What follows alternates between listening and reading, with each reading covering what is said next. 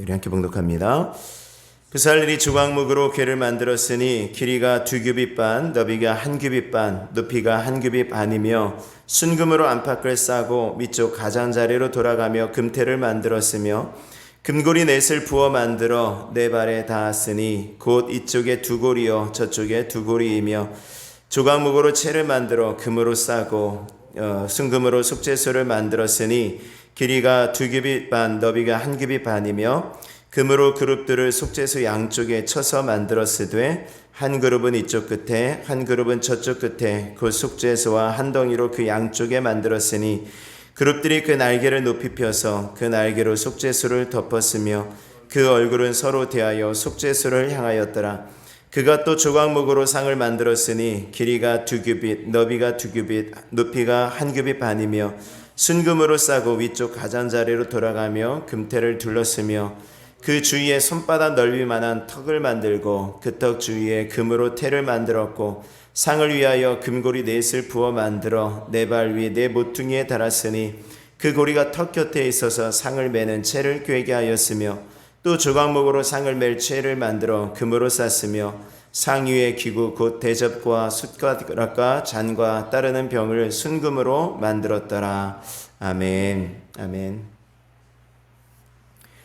예, 이제 출애굽기 36장에서 40장에 이르는 말씀은 이제 성막에 대한 말씀이 다시 한번 나오는 것이죠. 그러니까 25장부터 31장 말씀까지 성막에 대해서 또 말씀했는데 또 다시 나온다. 뭐라 그랬습니까? 중요하다라는 것이었습니다. 중요하다. 그러니까 비슷한 말씀을 계속해서 말씀을 다시 한번 나누면서요. 또 한번 또 성막을 한번 그려보시고 또 성막의 의미를 다시 한번 생각해 볼 수 있는 은혜가 있기를 원합니다. 이제 지난 36장, 어제 36장의 말씀을 통하여서 이제 성막을 만드는 어떤 장면이 나왔죠. 부살렐과 오홀리압과 마음이 지혜로운 사람들, 그 사람들에게 하나님께서 지혜와 총명을 부어주셔서 모든 일을 다 하게 하실 때에 근데 이제 계속해서 그 성막 물품을 가져오니까 이것이 우리에게 넉넉하다. 성막을 만들기에 남음이 있다라고 하면서 그만 가져오게 합니다. 그리고 나서 이제 뒤에 성막을 만드는 것이죠. 이제 뭐죠? 붉은 물들인 수양의 청색, 자색, 홍색 실과 가늘게 꾼 배실로 그룹을 정교하게 수놓아 만든 그 휘장을 덮고 그 다음에 염소털로 덮고 그 다음에 붉은 물들인 순양의 가죽으로 덮고 그 다음에 해달의 가죽으로 덮어서 이제 성막을 딱 덮는 그런 모습들이 나왔습니다. 그래서 이제 그 성막이 어떤 그 의미가 있고요. 오늘 이제 37장 1절의 말씀은 그 성막 안에 들어가는 성소 안에 들어가는 성막 기구들, 성전 기구들을 만드는 장면이 나옵니다. 그러니까 어제도 말씀드렸듯이 하나님께서 말씀하신 순서가 좀 다르죠. 만드는 순서는요. 하나님께서 말씀하신 것은 여호와의 언약궤가 제일 먼저 만들도록 하셨는데 이 모세는 여호와의 언약궤를 먼저 만들지 않고 성막을 먼저 만드는 것이죠. 여호와 언약궤가 들어갈 수 있는 그 공간이 있어야 되니까 그걸 먼저 만드는 것입니다. 그리고 이제 1절에 말씀에 보면은 부살렐이 조각목으로 궤를 만들었으니 길이가 2규빗 반, 너비가 1규빗 반, 높이가 1규빗 반이며 이제 궤를 만들었으니 라고 말해요. 궤라고 하면 우리나라 말하고 살짝 좀 뉘앙스가 좀 다른 것입니다. 우리는 궤 하면은 항상 궤와 함께 따라 부르는 말이 있어요. 궤짝이라고 해서 궤짝. 그럼 좀 이해가 쉬우실 거예요. 궤짝. 그래서 뭐냐면 물건이나 뭔가를 놓도록 만든 나무로 만든 이 상자라는 것입니다. 나무로 만든 그릇이나 상자 이것을 궤라고 하는 것이죠. 그러니까 그 뭐 사과 궤짝 뭐 이렇게 궤가 들어가지 않습니까? 근데 이 영어로는 그 상자라고 하지 않고요. 이것을 아크라고 그랬죠. 아크. 그래서 뭐냐면 이제 창세기의 말씀에 보면 하나님께서 노아에게 만들라고 하신 것이 방주였는데 그 방주를 만들라고 하실 때 사용한 단어가 이 아크였습니다. 똑같은 말이에요. 그러니까 아크 하면은 아마 사전에 방주 이렇게 나올 거예요. 근데 무슨 말입니까? 이 여호와의 언약궤와 방주와 똑같다라는 것입니다. 그러니까 이 방주를 통하여서 8명의 노아의 식구들을 하나님께서 살리도록 하셨다면 오늘 이 여호와의 언약궤 이 상자를 통하여서는 모든 인류를 살리는 하나님의 은혜인 것을 믿으실 수 있기를 바랍니다. 그러니까 그것을 말하는 것이죠. 그리고 이 궤는 여호와의 언약궤 또는 하나님의 법궤라고도 말하죠. 왜 법궤, 하나님의 법궤, 여호와의 언약궤라고 합니까? 그 안에 담겨져 있는 것 때문에, 그죠? 그 안에 하나님께서 모세에게 주신 십계명 두 돌판을 담았기 때문에 그렇습니다. 그러니까 그 속에 하나님의 계명이 있고 그 속에 하나님의 말씀이 있는 것입니다. 그 법궤는 조각목으로 만들었죠. 그래서 지금 뭐 우리나라 말로 하면 아카시아 나무. 근데 우리나라의 아카시아 나무가 아니라 씨띤 나무다라고 말씀드렸어요. 그래서 그것은 광야에서 자라는 나무인데 아주 그 더위에 잘 자라도록, 더위에 견딜 수 있도록 그렇게 자라는 거예요. 그러니까 아주 단단하죠. 내구성이 아주 뛰어납니다. 대신에 뭔가를 만들기에는 좀 부족한, 좀 구불구불하고 여기저기 좀 힘든 그런 모습이죠. 그런데 그 조각목, 이 볼품없는 나무, 바로 사람과 같은, 인간과 같은 그 나무, 그것으로 만들고 거기에 순금으로 안팎을 쌌다. 그러니까 조각목 같은 우리들을 다듬으시고 순금처럼 귀하게 사용하시는 하나님의 뜻을 말씀해 주시는 것입니다. 그리고 법궤는 순금으로 그렇게 싸고 금고리 넷을 만들어 고리 넷을 만들고, 그리고 조각목으로 만들어서 금으로 입힌 채를 거기다 꿰고서는 빼지 않았어요. 그러니까 채라는 것은 그냥 채라고 하면 막대기죠. 막대기, 기다란 막대기라고 생각하시면 됩니다. 그래서 이 모습이 마치 말씀드렸듯이 우리나라 그 가마 이렇게 생각하시면 돼요. 가마. 그래서 쭉 채를 깬. 그래서 보면은 그 채의 길이는 또 나오지 않아요. 말씀해 보면 다 이렇게 길이, 언약궤였던 길이, 뭐 너비, 높이 이렇게 다 나오는데 채는 나오지 않습니다. 그렇죠? 채를 양쪽 고리에 꿰어 매게 하였으며 라고 말씀하죠. 이 채의 역할은 뭐냐면 언약궤를 매게 하는 것이죠. 이 채가 필요한 이유가 무엇입니까? 그 언약궤를 그대로 손을 대면 죽는 거예요. 그대로 손을 대면. 우리가 아시는 것처럼 사무엘상 6장에 말씀에 오면은 다윗이 이제 여호와의 언약궤를 자기 성에 이제 모셔오려고 하는 것입니다. 그러면서 처음에는 새 수레를 만들었어요. 새 수레를 만들고 거기에 이제 여호와의 언약궤를 싣고, 그리고 이제 송아지를 이제 끌게 하죠. 그리고 사람들이 막 이제 거기 막 잔치를 하고 막 나팔을 불고 막 이렇게 옵니다. 근데 나군의 타작 마당에 이르렀을 때 그 소가 뛰었다 그러죠. 소가 막 뛰니까 수레가 흔들리면서 그 여호와의 언약궤가 이렇게 떨어지려고 하지 않았겠습니까? 그러니까 웃사라는 사람이 얼른 그것을 잡았어요. 어떻게 보면 선의의 마음으로 잡은 거죠. 여호와의 언약궤에 손을 댔는데 어떻게 됩니까? 바로 죽어버렸죠. 죽습니다. 그러니까 다윗이 겁이 나서 더 이상 모셔오지 않고 그것을 오베데돔의 집에 이렇게 딱 모셔두게 되어집니다. 그런 사건이 있었어요. 그러니까 얼마만큼 그 여호와의 언약궤를 그대로 만지면은 죽는 거예요. 그러니까 채를 길게 했어요. 그 채의 길이가 얼마 정도인가 잘 알지 못하는데요. 이 말씀에 보니까요. 이 열왕기상 8장 7절의 말씀에 보면 채가 길므로 그 채 끝이 내소 앞 성소에서 보이나 밖에서는 보이지 않았다라는 말씀이 있습니다. 그러니까 채가 길어서 이게 지성소에 언약궤를 모셔놓고 이렇게 했는데 그것이 채 끝이 쭉 나와서 그것이 성소 그 휘장, 지성소와 성소를 가르는 그 휘장을 살짝 뚫어서 이렇게 보였다라는 것입니다. 그러니까 살짝 보이는 것이죠. 그러니까 아마 그 지성소의 넓이가 아마 한 가로 5m, 세로 5m 정도 됐을 거예요. 그러니까 아마도 그 정도 되지 않았을까 그렇게 추측하는 것이죠. 그러니까 그 정도 이렇게 길게 5m 하면은 길지 않습니까? 꽤 긴 거죠. 그 정도의 길이, 그거보다 그 정도 어쨌든 생각하시면 될 것 같습니다. 그러니까 그렇게 채를 지금 꿰고 이제 여호와의 언약궤를 만든 것이죠. 그리고 이제 8절의 말씀에 오면은 7절의 말씀에 오면은 금으로 그룹들을 속죄소 양쪽에 쳐서 만들었으며 라고 말하죠. 6절의 말씀, 순금으로 속죄소를 만들었으니 라고 말해요. 속죄소를 만듭니다. 그리고 길이가 2규빗 반, 너비가 1규빗 반이며 금으로 그룹들을 속죄소 양쪽에서 쳐서 만들었다. 그러니까 속죄소라는 것이 무엇이라고 그랬습니까? 여호와의 언약궤를 덮는 덮개이죠. 덮개. 그래서 금으로 그것을 만든 것입니다. 금으로 만들고서는 그 위에 그룹으로 이렇게 딱 만든 것이죠. 그룹이라는 것은 천사이고요. 그 천사의 얼굴은 속죄소를 향하여 이렇게 있더라라는 것입니다. 이것을 지금 하나님께서 말씀하신 대로 부살렐이 지금 만들고 있다라는 것을 기억하실 수 있기를 바랍니다. 그 속죄소는 무엇이었습니까? 어떤 의미죠? 하나님께서 만나주시는 것. 내가 거기서 만날 것이다 라고 말씀하셔요. 내가 거기서 만날 것이다. 내가 너희와 만날 곳이며, 속죄소는 하나님께서 말씀을 주시는 것이죠. 모세에게 말씀을 주시는 것이었습니다.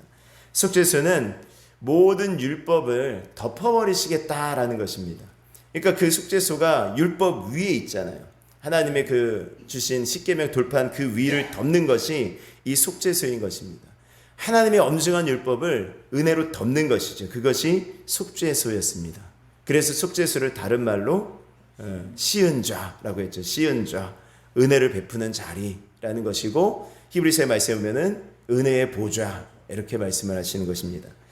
자, 그 다음에 이제 그 다음 이제 만든 것이 떡상이죠. 10절의 말씀에 보면은 그가 또 조각목으로 상을 만들었으니 길이가 2규빗, 너비가 1규빗, 높이가 1규빗 반이며 상을 만들었다. 이것이 이 상이 그냥 상이 아니라 떡을 올려놓는, 진설병이라는 떡을 올려놓는 상이었습니다. 지난 시간에도 말씀드렸듯이 우리가 언약궤가 중요한 것이 왜 중요합니까? 그 속에 담겨있는 하나님의 율법 때문에 그런 거죠. 이 떡상이 중요한 것이 왜 중요합니까? 그 속에 올려놓는 진설병 때문에 중요한 거예요. 진설병이라는 뜻은 그 얼굴떡이라는 거예요. 얼굴떡, 하나님의 얼굴떡이라는 것입니다.